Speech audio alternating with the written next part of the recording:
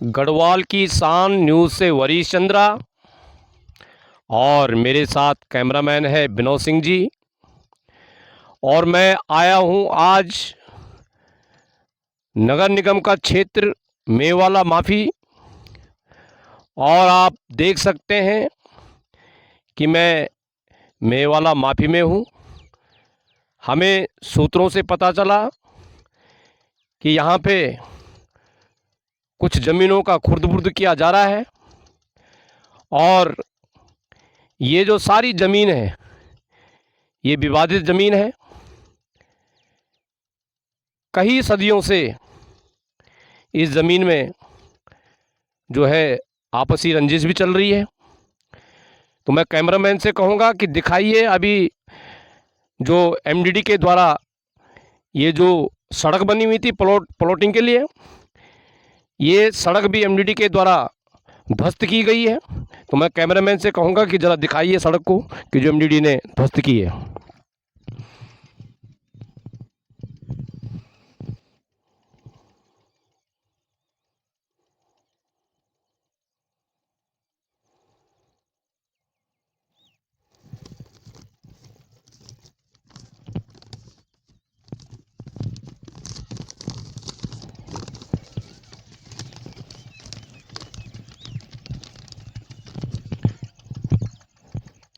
ये जो ज़मीनें दिख रही हैं इसमें प्लॉटिंग भी की जा रही थी, लेकिन फिर एक बार ज़मीनी विवाद ने फिर मोड़ ले लिया, क्योंकि ये जो ज़मीनी विवाद है इसमें कई लोगों को जो है 6 महीने की जेल भी हो चुकी है। और जब इस ज़मीन में कई बार पटेल नगर थाना में भी मुकदमे दर्ज हो चुके हैं। आज देखिए कम से कम ये जो ज़मीन दिख रही है ये लगभग खानदानी ज़मीन है, 85 बीघा ज़मीन। और सूत्रों से पता भी चला है कि ये 4 भाइयों के हिस्से में थी और लगभग एक भाई के हिस्से में 21.5 या 22 बीघा ज़मीन बंटवारे में आ रखी है। लेकिन इस ज़मीन पर लगातार विवाद बढ़ता जा रहा है और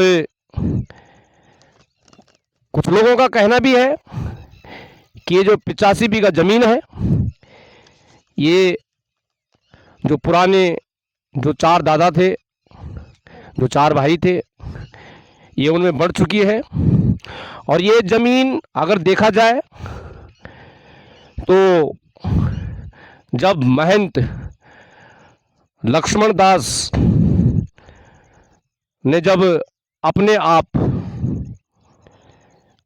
कोई जो पूर्वज जिन्होंने उनके साथ सेवा की हो, उन्होंने ये ज़मीन उनके नाम कर दी थी। और तब से लेके जब ये ज़मीन 4 भाइयों में बंटी, तब से लेके इस ज़मीन में विवाद ही चल रहा है। और विवाद इतना बढ़ गया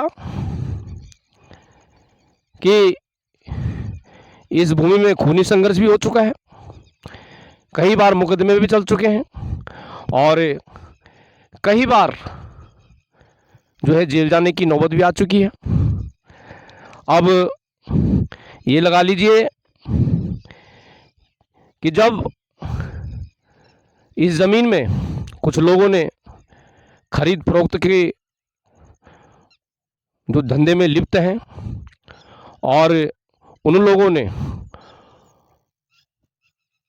प्लॉटिंग खरीदने के लिए, बेचने के लिए जब यहाँ कोई रास्ता नहीं था तो अपने आप ही उन्होंने यहाँ जो है एक चौड़ी सड़क निर्माण कार्य भी कराया ताकि यहाँ प्लॉटिंग हो सके। लेकिन जब ये ज़मीन का विवाद बढ़ने लगा तो फिर एमडीडी के माध्यम से उन्होंने ये पूरी रोड, ये आप देख सकते हैं, मैं कैमरामैन से कहूँगा कि एक बार पुनः फिर सड़क को दिखाएं, जो एमडीडी ने बुलडोज़र के माध्यम से इस सड़क को ध्वस्त किया है। और ये जो ज़मीन है ये विवादित ज़मीन है। और आइए मैं दिखाता हूँ आपको, यहाँ पे एक एमडीडी के द्वारा एक बोर्ड लगाया गया है। तो मैं कैमरामैन से कहूँगा कि बोर्ड तक चले और नज़दीकी से बोर्ड को दिखाइए। इसमें लिखा हुआ है, जो ये सार्वजनिक सूचना है, सर्वसाधारण को सूचित किया जाता है कि प्रसन्नगत स्थल पर अनाधिकृत भू विन्यास अर्थात प्लॉटिंग का मानचित्र मसूरी देहरादून विकास प्राधिकरण से स्वीकृत नहीं है। अतः संबंधित स्थल पर भूमि अर्थात प्लॉट क्रय विक्रय करने से पूर्व मसूरी देहरादून विकास प्राधिकरण से जानकारी अवश्य प्राप्त कर ले, अन्यथा इस स्थिति में आप स्वयं जिम्मेदार होंगे। आज्ञा से मसूरी देहरादून विकास प्राधिकरण देहरादून। ये आप देख सकते हैं, हम अपने चैनल के माध्यम से ये भी दिखा रहे हैं और तमाम जो भूमि के खरीदने वाले हैं, बेचने वाले हैं, वो भी इसे ध्यान से देखें, क्योंकि जब तक मसूरी देहरादून विकास प्राधिकरण से जो मानचित्र है जब तक वो स्वीकृत नहीं होता है, तब तक ये जो भूमि है, ये जो प्लॉटिंग है, ये विवादित और चारों तरफ जो ये कहीं कहीं तो ये बाउंड्री भी लगाई गई थी, प्लॉटिंग भी की गई थी, लेकिन ये मान्य नहीं है। तो आज हम लोग जो आए हैं मेवाला माफी में, और आप देख सकते हैं तमाम चारों तरफ ये प्लॉटिंग की गई थी, लेकिन ये किसके द्वारा की गई, इसकी भी गढ़वाल की शान न्यूज़ जांच करेगा और सूत्रों से पता चलेगा, तो फिर वहाँ तक पहुँचेंगे कि ये किसके द्वारा प्लॉटिंग की गई है। और आज जो एमडीडी के द्वारा जो ये सड़क था, ये सड़क को भी ध्वस्त किया गया है। तो मैं वरीश चंद्रा गढ़वाल की शान न्यूज़ से, और मेरे साथ कैमरामैन हैं विनोद सिंह जी, बहुत बहुत धन्यवाद। गढ़वाल की शान न्यूज़ से वरीश चंद्रा और मेरे साथ कैमरामैन है विनोद सिंह जी। और मुझे सूत्रों से पता चला कि मेवाला माफी में जो ये ज़मीनों का खरीद फरोख्त का धंधा था, और उस धंधे पे जो एमडीडी के द्वारा जो वहाँ पे जो सड़क मार्ग था उसको ध्वस्त किया गया, उसकी जानकारी लेने के लिए मैं मेवाला माफी पहुँचा। तो मेरी मुलाकात होती है यहाँ के जो वरिष्ठ समाज सेवक भी हैं, मेहरबान अली जी से। जी अली जी नमस्कार। जी नमस्कार सर। आपका गढ़वाल की शान न्यूज़ में स्वागत है। भाई साहब, आप लोगों का भी बहुत बहुत धन्यवाद कि आप लोग आए, आपने जानकारी जुटाई कि कहाँ क्या चल रहा है। मैं अभी आपसे पहली बार परिचित हुआ हूँ। जी, जैसे कि अभी हम लोग जैसे गए थे क्षेत्र में, और क्षेत्र में देखा कि जो ये ज़मीनों में जो ये प्लॉटिंग हो रही थी, और वहाँ पे बोर्ड भी लगा हुआ है एमडीडी का, और जो रोड थी वो नई नई बनी हुई थी और रोड भी ध्वस्त की गई है। ये क्या मामला था? ये मामला दरअसल क्या है कि ये बहुत दिनों से विवादित है ज़मीन। मामले इसके कुछ तो यही देहरादून न्यायालय में चल रहे हैं और कुछ हाई कोर्ट में चल रहे हैं। इन लोगों को समझाया भी था कि भाई ये झगड़े की ज़मीन है, आप इसमें चक्कर में ना पड़े, लेकिन ये लोग कुछ गुंडे टाइप के लोग हैं और कांग्रेस के हैं, कुछ बीजेपी के भी हैं इनके साथ में शामिल। अभी पूरों का तो खुलासा मैं नहीं कर सकता क्योंकि कुछ लोग पर्दे के पीछे हैं इसमें। हमारे गांव के भी कुछ मुअज्जिज़ आदमी हैं इसमें, जिसमें सुलेमान अंसारी मुख्य है, जिसने इस पूरे प्रकरण को अंजाम दिया। विवादित ज़मीन को धड़ल्ले से बिकवाया और रजिस्ट्री करने वाले हैं मेरे खातेदार भी हैं और मेरे पारिवारिक लोग भी हैं, वो मेहंदी नूर हसन, उनसे बिकवा दी विवादित ज़मीन। जबकि कोर्ट में मुकदमा था बंटवारे का एसडीएम कोर्ट में, और गोपाल राम बिनवाल जी एसडीएम हुआ करते थे 2020-21 में वहाँ। उन्होंने पहले इन लोगों से सांठ-गांठ करके स्टे को उड़ाया, उसके बाद फिर इन्होंने रजिस्ट्री करनी शुरू कर दी और पुलिस से सांठ-गांठ करके हम तीनों भाइयों को इन्होंने साल भर के लिए जेल में डलवा दिया। और हमारी ज़मानतें इन्होंने ना यहाँ से होने दी ना हाई कोर्ट से होने दी, और हमारी पूरी ज़मीन हड़प कर ली। और मुख्य भूमिका निभाई इसमें सुलेमान अंसारी ने, मकबूल अंसारी ने, और एक इरफान है और एक है सलीम। ये कुछ भूमाफिया इनके साथ लगे, इन्होंने पूरी ज़मीन को खुर्द-बुर्द कर दी। यहाँ तक कि अवैध प्लॉटिंग कर दी, जिसको हमने एमडीडीए के माध्यम से कई बार ध्वस्त करवाया। जो मकान अवैध बनाए थे उनके चालान करवाए, यहाँ तक के सील तक के करवाए, और अभी भी वर्तमान में भी इसमें जो है कार्रवाई जारी है। एमडीडीए बहुत अच्छा सहयोग कर रहा है, ऐसी बात नहीं है। हमारे कमिश्नर साहब हैं विनय शंकर पांडे जी, एक निष्पक्ष आदमी हैं और ईमानदार अफसर हैं। मैंने अपने इन 25 साल के कार्यकाल में जो मेरा मुकदमेबाजी में दौर गुजरा कचहरी के अंदर, मैंने देखा कि शायद ऐसे ईमानदार अफसर बहुत कम हैं। अभी वर्तमान में जो हरिगिरी जी हैं एसडीएम साहब, उन्होंने भी मुझे बड़ा अच्छा रिस्पांस दिया। उन्होंने भी मेरी बात को समझा, जांचा, परखा। एक मेरी पत्रावली 2012-13 से गायब थी, उन्होंने उसको आनन फानन में ढूंढवाया। 13 साल तक मैंने उसकी अपीलें लड़ी आयोग में, वो पत्रावली मुझे नहीं मिल पाई।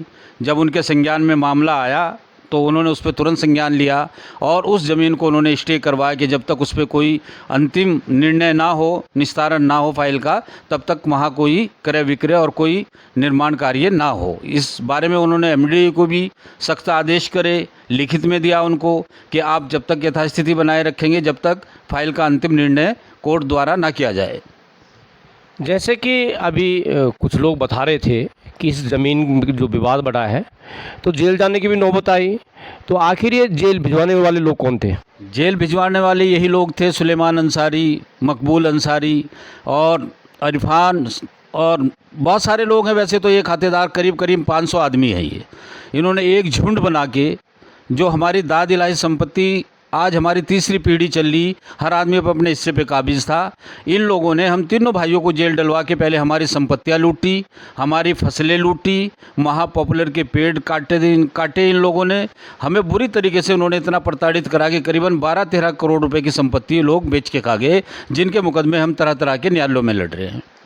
नहीं तो आपके पास जितनी आपकी जो ज़मीन है उसके आपके पास अपने डॉक्यूमेंट भी तो होंगे? हाँ, एक मुश्तरके खाते की फ़र्द है जो अनडिवाइडेड ज़मीन है। गोपाल राम बिनवाल ने, जो एसडीएम साहब थे यहाँ 20-21 में, उन्होंने एक गलत आदेश पारित किया कि उन्होंने इससे ज़्यादा बेच रखी, जबकि वास्तविकता ये है कि सबसे पहले तो उन्होंने उस पूरी ज़मीन का हिस्सा डिसाइड करना चाहिए था कि किस आदमी की कितना हिस्सा है। कम ज़्यादा का तो सवाल उसके बाद होता है कि भाई इस आदमी ने कम बेची है ज़्यादा बेची। जब हिस्सा ही डिसाइड नहीं हुआ तो कम ज़्यादा का मतलब कहाँ से आ गया? फिर उसके बावजूद उन लोगों ने जो है हमारे उन मुकदमों को भी उड़ा दिया जिनका उन्हें कोई अधिकार भी नहीं था। और यहाँ से लेके हम एडिशनल कमिश्नर के यहाँ गए, राजस्व परिषद गए, इन विपक्षी पार्टियों ने राजनीतिक जैक लगा के इन लोगों से सांठ-गांठ करके हमारे मुकदमों को लगातार उड़वाया, जिसके एवज़ में हम फिर अब हाई कोर्ट में हमने इन तीनों आदेश के खिलाफ रीट दायर करी, जो वर्तमान में विचाराधीन है। जैसे कि जो ज़मीन का जो अभी खरीद फरोख्त की गई है, कई प्लाटिंगें जो है बेची गई है, तो जिन लोगों ने लिया होगा तो उनके साथ तो बहुत बड़ी धोखाधड़ी हुई है। देखिए, ये ख़रीदारों की सबसे बड़ी गलती है। अगर वो कहीं ज़मीन खरीद रही है तो सबसे पहले उन्हें उनकी खाते खतौनी, खसरे चेक करने चाहिए, नक्शे चेक करने चाहिए कि वास्तव में ये ज़मीन सही भी है, इसमें कोई वाद विवाद तो नहीं है। और अगर वो ऐसा नहीं कर रहे तो ये उनकी अपनी गलती है और उन्हें उसका खमियाजा खुद भुगतना पड़ेगा। वे जब उनको मौखिक भी समझाया गया, मौके पे आए कि भाई इसमें विवाद है, आप इसमें मत खरीदो ज़मीन, उसके बाद भी खरीद रहे तो वो उसके ज़िम्मेदार वो खुद हैं। लगभग कितने लोग इस मामले में फंसे पड़े हैं? इस मामले में तकरीबन 55 तो खातेदार हैं और इसके अलावा इन्होंने 100 लोगों को और रजिस्ट्री कर दी। तो करीबन 150 के लगभग स्टेम पार्टियां हैं इसमें, जो इस ज़मीन में बुरी तरीके से उलझी हुई हैं। और हम 3 भाई हैं जो यहाँ से मुकदमा लड़ रहे, और ये सारे लोग इकट्ठे एक तरफ हैं। इन पूरे लोगों ने अपना एक झुंड बना रखा इस ज़मीन को हड़पने की वजह से। मेन उद्देश्य इनका हमारी उस ज़मीन को हड़पना है जिसके हम वास्तविक में हिस्सेदार हैं और उस पर काबिज़ हैं हम। तो अभी ये सारा मामला कोर्ट में विचाराधीन है। अभी ये सारा मामला कोर्ट में विचाराधीन है। कोर्ट से कोई हिस्सा डिक्लेयर नहीं हुआ और ना ही कोर्ट से किसी तरह का कोई आदेश इनके पास है। जो काम इन्होंने कराया वो राजस्व विभाग से मिलजुल के नंबर 2 में कराया, उनको पैसे वैसे दे के उनसे साठ गांठ करके कराया इन्होंने। और उसके एवज में पुलिस से हमारे खिलाफ मुकदमे लिखवाए, हमें 6 महीने साल भर तक तीनों भाइयों को जेल में डाले रखा और हमारी पूरी संपत्ति लूटी इन लोगों ने। तो आप कोर्ट से क्या चाहते हैं? हम कोर्ट से न्याय चाहते हैं और हमें उम्मीद है कि कोर्ट से हमें ज़रूर न्याय मिलेगा, और आशा है इसी धैर्य के साथ हम जो है कोर्ट में इन लोगों के साथ मुकदमेबाजी कर रहे हैं, लड़ रहे हैं इनके साथ में।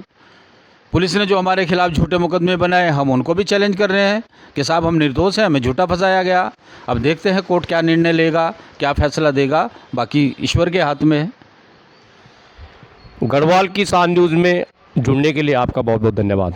आप लोगों का भी मेरा तहे दिल से धन्यवाद।